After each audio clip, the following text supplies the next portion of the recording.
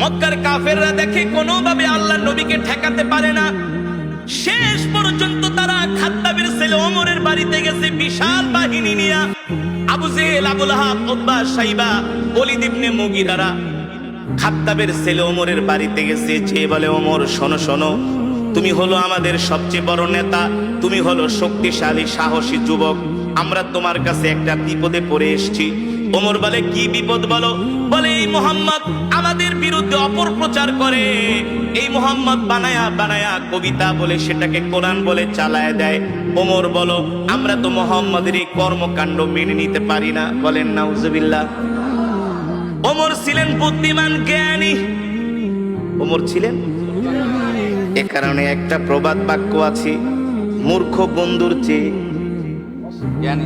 শিক্ষিত শত্রু ভালো। আবু জেহেল আগে ছিল শিক্ষিত, এখন হয়ে গেছে মূর্খ। কারণ ছিলেন আবাল হেকাম, হিকমতের অধিকারী, জ্ঞানের বাবা, এখন হয়ে গেছেন মূর্খের বাবা আবু জেহেল। এই মূর্খ শয়তান আয়েশা বলে, ওমর শোনো, মুহাম্মদ খুব ডিস্টার্ব করতেছি, মুহাম্মদকে তোমাকে ছাড়া কেউ দমাতে পারবে না, তোমাকে ছাড়া কেউ দমাতে পারবে না। ওমর বলে, বলো কি করা যায়? বলে, মুহাম্মদকে সাইজ করো। নাউজুবিল্লাহ বলবেন না? আরে আল্লাহ নবীকে সাইজ করবে পৃথিবীতে এমন কারো ক্ষমতা আছে নাকি? শক্তি আছে নাকি? এই কোরআন তো কারো বানানো কোরআন না, এই কোরআন তো আল্লাহর জবানের কালাম। যে কোরআনের বিরুদ্ধে কথা বলে সে আল্লাহর বিরুদ্ধে কথা বলে। আর আল্লাহর জমিনে আল্লাহর নেয়ামত খায়া যে আল্লাহর কোরআনের বিরুদ্ধে কথা বলে, তার অপমান ছাড়া, লাঞ্ছনা ছাড়া কোনো উপায় নাই। আছে? এবার ওমর বলে, বলো আমি কি করতে পারি? আবু জেহেল বলে, ডাইরেক্ট অ্যাকশন, মুহাম্মদরে শেষ করে দাও। আরো জোরে বলেন নাউজুবিল্লাহ। মুহাম্মদরে মক্কা থেকে বের করে দাও। ওমর বলে, ঠিক আছে, নেতা দায়িত্ব দিছেন, আমি চিন্তা ভাবনা করি কি করা যায়। হেদায়েতের মালিক কি? হেদায়েতের মালিক আল্লাহ, হেদায়েতের মালিক আল্লাহ। হযরত ওমর বলে, ঠিক আছে, আমি চিন্তা করে দেখি মুহাম্মদকে কি করা যায়। হযরত ওমরের মন খারাপ, চিন্তা করতেছে কি করা যায়। আবু জেহেলের কথা শুনবে, আবু জেহেলের কথা শুনে কি আল্লাহ নবীকে অপমান করবে না কি করবে? হযরত ওমর চিন্তায় পড়ে গেলেন। তিনি মনে মনে সিদ্ধান্ত নিলেন, মূর্খ আবু জেহেলের কথা শুনে আল্লাহ নবীর সাথে বেয়াদবি করা ঠিক হবে না। তিনি শিক্ষিত মানুষ, মনে মনে ভাবতেছে, একটা কাজ করি, আগে যাই আমি নিজের চোখে মুহাম্মদকে একটু অবজারভেশন করি, আমি নিজে যে একটু মুহাম্মদকে দেখি, গতিবিধি লক্ষ্য করি, তার সাথে কথা বলি। কারণ একটা মানুষকে শুধু শুধু না যাই না শুই না তার গায়ে হাত দেওয়া, তাকে অপমান করা, এটা মূর্খতা ছাড়া আর কিছুই না। ঠিক কিনা বলেন? দেখবেন মূর্খ মানুষ যদি শোনে চিলে কান নিয়ে গেছে, কানের দিকে না তাকায় চিলের পিছনে দৌড়ায়। এমন কিছু স্বভাবের মানুষ সমাজে আছে কি আছে না? ঠিক মক্কার কিছু মূর্খ মানুষরা এই স্বভাবের ছিল। ওমর ছিলেন বুদ্ধিমান, বলে, না না না, আবু জেহেলের কথায় কান দেওয়া যাবে না।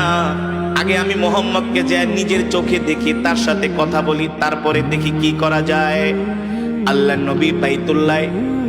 নবী বাইতুল্লাহ নামাজ পড়তেছেন। হযরত ওমর বিকাল বেলা, ঘুটঘুটে অন্ধকার, মাগরিবের সময় না, ওমর মনে মনে চিন্তা করে, সূর্যের আলোতে গেলে আবার মানুষজন দেখবে, মানুষজন দেখা বলবে, ওমর তুমি কি যে মুহাম্মদের সাথে মিলে গেছো। এই কারণে ওমর বলে, আমি মাগরিবের সময় বের হলাম, ঘুটঘুটে অন্ধকার, ঘুটঘুটে অন্ধকার। হযরত ওমর মাগরিবের সময় অন্ধকারে বের হলেন। আস্তে আস্তে করে হাঁটতে হাঁটতে তিনি বাইতুল্লাহর চত্বরে গেলেন, যেটা কাবা শরীফ। কোনটা? যেটা কাবা শরীফ, সেখানে গেলেন। হযরত ওমর বলে, আমি যে কাবার দেয়ালের পাশে লুকায় আছি, পালিয়ে আছি, যাতে মুহাম্মদ আমাকে না দেখে। আমি দেখি সুন্দর সুদর্শন একজন পুরুষ, সুন্দর সুদর্শন, অপরূপ সৌন্দর্যের অধিকারী। সুবহানাল্লাহ। হযরত ওমর বলে, আমি প্রথম মুহাম্মদকে দেখলাম, আমি তার সামনের সাইড দেখি নাই, শুধু পিছনের সাইড দেখছি। তার হাতগুলো এত সুন্দর, তার আঙ্গুলগুলো এত সুন্দর, পিছন থেকে তার কানগুলো এত সুন্দর। আমার নবীর চুলগুলো ছিল কোকড়া কোকড়া, অত কোকড়া না, অত লম্বাও না। সুবহানাল্লাহ। হযরত ওমর বলে মুহাম্মাদের চুলগুলো আমি, আল্লাহর নবীর চুলগুলো আমি পিছন থেকে দেখলাম, দেখি তিনি নামাজে দাঁড়ায় আছেন, তার চুল বেয়ে বেয়ে ঘাম পড়তেছে। আমার কাছে মনে হলো এক একটা মুক্তার দানা ঝরতেছে। হযরত ওমর বলে আমি মুহাম্মাদের পিছনে দাঁড়ায় তাকে দেখতেছি, দূর থেকে দেখতে তার এত সুন্দর আকর্ষণীয় বডি ফিগার। সুবহানাল্লাহ। আমার নবী কেমন সুন্দর ছিলেন, কেমন সুন্দর ছিলেন, এমন সুন্দর, এমন সুন্দর পৃথিবীতে আল্লাহ তাআলা এত সুন্দর করে পৃথিবীতে কাউকে বানায় নাই, আর বানাবেও না। হযরত ওমর বলে আমি এবার মুহাম্মাদের পিছন দিকে দেখতেছি, মনে আছে নাকি? ওই যে হযরত ওমর বলে আমি বাইতুল্লাহে গেলাম মুহাম্মদকে অবজারভেশন করার জন্য, পরীক্ষা করার জন্য। আবু জেহেলদের কথা শুনে খামাকা মুহাম্মদের সাথে খারাপ ব্যবহার করব না, আগে নিজের চোখে যায় আমি মুহাম্মদকে দেখি আসলে সে ব্যক্তিটা কেমন। এবার হযরত ওমর বলে আমি পিছনে দাঁড়ায় দাঁড়ায় মুহাম্মাদের পিছনের সৌন্দর্য দেখায় আমি পাগল হয়ে গেছি। আল্লাহু আকবার। আরে এত সুন্দর মানুষটা মিথ্যা কথা কিভাবে বলে? এটা তো হইতে পারে না। মক্কার কাফেরা বইলা গেছে এ ওমর, মুহাম্মদ হলো একটা মিথ্যাবাদী, মুহাম্মদ হলো একটা পাগল। বলেন নাউজুবিল্লাহ। মুহাম্মদ হলো একটা জাদুকর। হযরত ওমর বলে আমি পিছনের দিকে তাকায় তাকায় দেখতেছি মুহাম্মদের সৌন্দর্য এত সুন্দর, আর তার চেয়ে বড় সুন্দর হলো মুহাম্মদ এত চমৎকার কইরা কইরা কোরআন পড়ে, কোরআন পড়ে। আল্লাহু আকবার। জোরে বলেন আল্লাহু আকবার। আল্লাহর নবী কোরআন পড়তেছেন, হযরত ওমর পিছনে দাঁড়ায় দাঁড়ায় শুনতেছে, আর মনে মনে ভাবে মক্কার কাফেররা তো আমাকে ঠিকই বলছে, মনে হয় এই লোকটা বানায় বানায় কবিতা বলে, নালে এত সুন্দর ছন্দে ছন্দে কিভাবে সে মিলায় মিলায় বলে। আল্লাহু আকবার। আল্লাহ নবী কোরআন পড়তেছেন, আর ওমর চিন্তা করতেছেন আরে মুহাম্মদ মনে হয় বানায় বানায় কবিতা বলে। আল্লাহ নবী বলে ওমা হুয়া বিকাউলি শাইর কলিলাম মা তুমিনুন। আল্লাহু আকবার। আল্লাহ নবী বলে তুমি আমাকে কবি বলতেছো, আমি কবি না, আমি হলাম নবী। যদি তুমি স্বীকার করো ঈমানদার হও। আল্লাহু আকবার। ওমর কয় কিরে এই লোকটারে যে আমি কবি বলছি এটা সে জানে কিভাবে? ওমর তো বলতেছে মনে মনে, বুঝেন নাই? কিন্তু আল্লাহ নবী বলতেছে ওমা হুয়া বিকাউলি শাইর, আমি কবি না। ওমা হুয়া বিকাউলি শাইরিন কলিলাম মা তুমিনুন। তোমরা অল্প মানুষই বোঝো যে আমি কবি না, আমি হলাম আল্লাহর নবী। যদি তোমাদের ঈমান থাকে, আর তোমরা অল্প মানুষই ঈমান গ্রহণ করবে। ঠিক কিনা বলেন? হযরত ওমর বলে কিভাবে বললো, কিভাবে সে বুঝলো আমি যে তার নামে বলতেছি সে কবি? এবার হযরত ওমর বলে সে যেহেতু আমার মনের কথা চাইনা গেছে, তাহলে মনে হয় এই লোকটা হলো একটা গণক। গণকরাই তো মানুষের মনের কথা। আল্লাহ নবী বলেন ওমা হুয়া বিকাউলি শাইর কলিলাম মা তুমিনুন ওয়ালা বিকাউলি কাহিন কলিলাম মা তাযাক্কারুন। আল্লাহু আকবার। তুমি আমাকে গণক ভাবতেছো, আমি গণক না, আমি গণক না।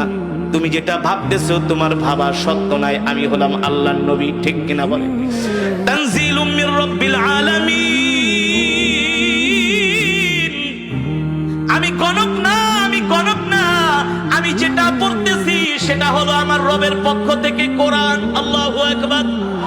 হযরত ওমর বলে এ লোকটাকে আমি গণক বললাম, সে বলে আমি গণক না, আমি যে তাকে গণক বললাম সেটা কিভাবে জানলো? আল্লাহু আকবার। আবার বলতেছে আমি যেটা তেলাওয়াত করতেছি এটা হলো আমার রবের পক্ষ থেকে আমাকে দেওয়া কোরআন।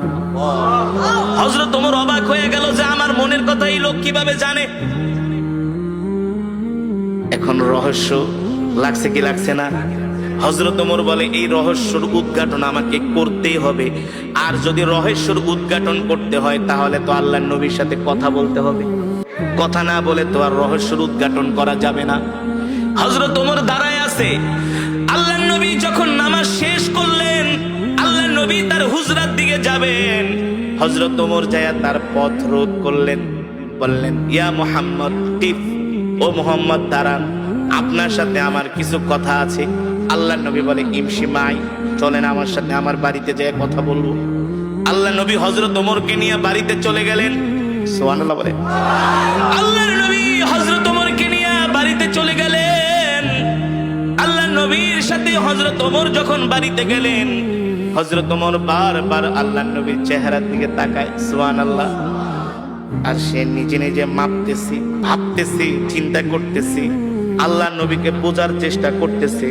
মক্কার সব কাফেরেরা যার বিরুদ্ধে, আমি আজকে তার সামনে। হ্যাঁ, মক্কার কাফেরেরা যার বিরুদ্ধে এত মিথ্যা প্রোপাগান্ডা ছড়িয়েছে, আমি তার সামনে।